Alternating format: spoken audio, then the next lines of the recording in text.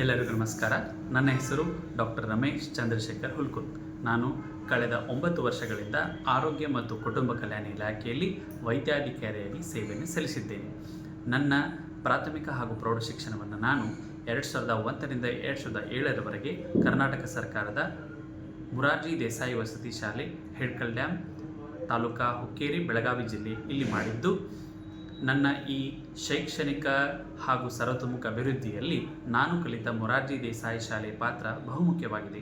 ನಾನು ನನ್ನ ಶಿಕ್ಷಣ ಜೀವನದಲ್ಲಿ ಶಿಸ್ತುಬದ್ಧ ಜೀವನ ಶೈಲಿ, ಯೋಗ, ಕ್ರೀಡೆ ಹಾಗೂ ಇನ್ನಿತರೆ ಪೂರಕ ಚಟುವಟಿಕೆಗಳಿಂದ ಹಾಗೂ ಡೆಡಿಕೇಟೆಡ್ ಶಿಕ್ಷಕರಿಂದ ಕಲಿತ ಶಿಕ್ಷಣ ನನ್ನನ್ನು ಉನ್ನತ ಸ್ಥಾನಕ್ಕೆ ಏರಲು ಬಹಳ ಸಹಾಯವನ್ನು ಮಾಡಿದೆ.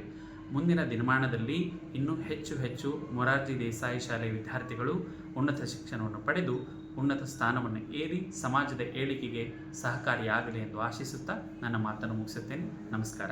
ಜೈ ಹಿಂದ್, ಜೈ ಕರ್ನಾಟಕ.